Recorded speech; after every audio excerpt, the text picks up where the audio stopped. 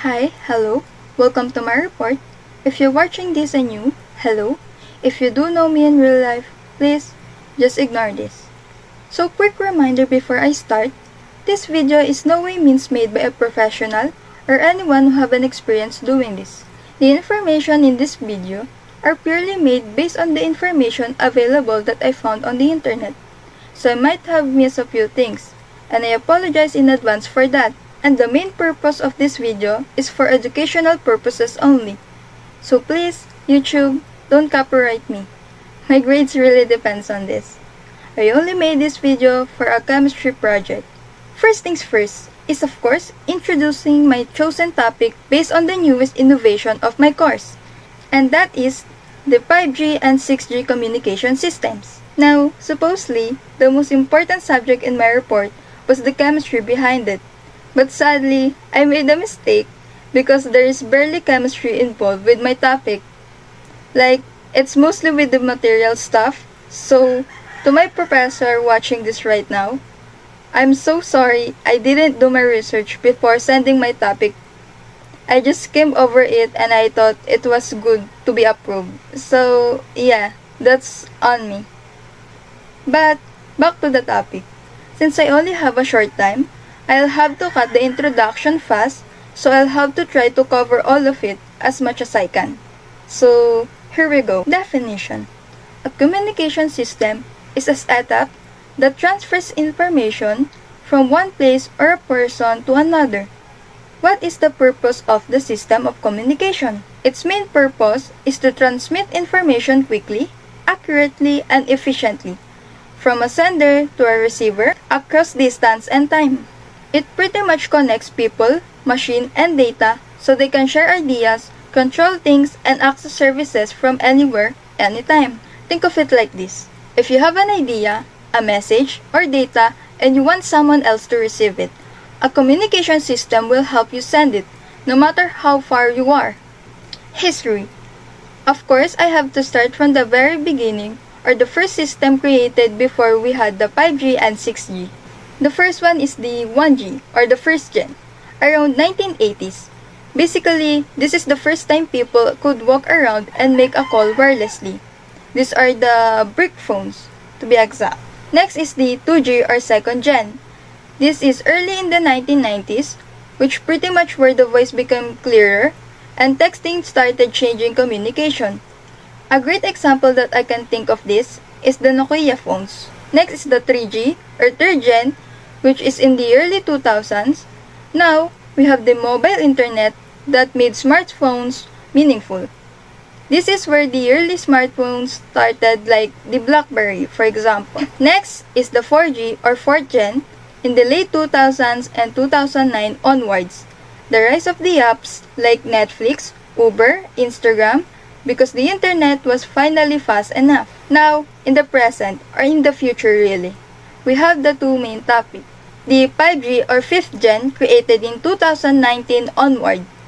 Fast phones and everything being connected from fridges to factories. Next and lastly is the 6G, or 6th gen, coming in 2013. Its purpose is supposedly to blend the digital, physical, and biological worlds even more. So like holograms. Also put it out here that sadly, I can't name every person that worked behind every type of communication systems, mainly because it's a global effort, which means that there are thousands of engineers, companies, and governments that were involved in working together over the decades. But for the sake of my presentation, here is the main company behind 5G and 6G system. We have the Qualcomm, Huawei, Samsung, Nokia, Ericsson, Intel, Apple, 3GPP, and ITU. Then, here are a few names of the people who worked to create the system. I'm sorry, but I'll just have to show them on the screen. I think my introduction is getting way too long now, and I don't really want to butcher their names. Now, moving on to the main part. Like I said in the beginning, there's a tiny part of chemistry involved in my topic. So, I'll name the few that I found, then explain them, of course, and how they are used or why they are important in the 5G and 6G to make this a little more easier. The first is the semiconductor chemistry. This is the branch of chemistry that studies materials, mainly elements and compounds, that have electrical conductivity between a conductor, like copper, and an insulator, like glass. Now, how is it used? It is used to create microchips and highly frequency transistors for super-fast data processing, or in short, the materials that can control electric current precisely. Second, materials chemistry. This is the science of designing, creating, and studying new materials with special physical and chemical properties like strength, flexibility, or ability to carry electricity. How is it used? It is used to build antennas, waveguides, and circuits that can handle extreme speeds and frequencies. Next is the battery chemistry, the study of chemical reactions that allow energy to be stored and later released as electricity, often involving movements of ions between electrodes in a closed system. Why is it important? It's important because it powers phones, base stations, sensors, and IoT devices, and it handles more energy, faster charging, and smaller size in demand. Next is the surface chemistry, the study of chemical processes that happen at interfaces, like where the air touches metal or a solid touches a water. It focuses on how surfaces react, interact, or change when exposed to other materials or environments. Why is it important? It's important because it protects the antennas and electronics from weather corrosion and overheating, ensuring a long-term durability. Next, the atmospheric chemistry.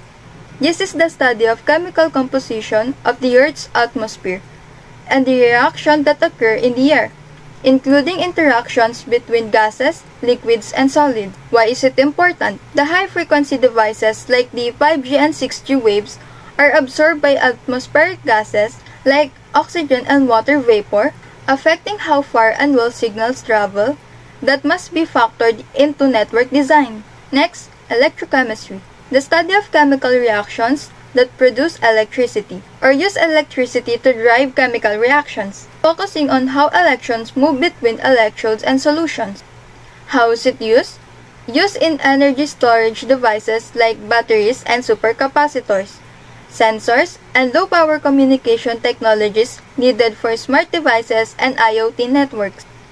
Next, the quantum chemistry, the branch of chemistry that uses the principle of quantum mechanics or the behavior of particles at atomic and subatomic scales. It is to understand and predict chemical properties and reactions.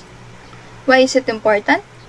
Future 6G systems may use quantum communication because it is extremely fast, secure, and the materials are quantum dots or superconductors, boosting speed and security. Next, the polymer chemistry, the study of chemical structure, synthesis, and properties of polymers, or the very large molecules made of repeating units, like plastics and rubbers. Why is it important?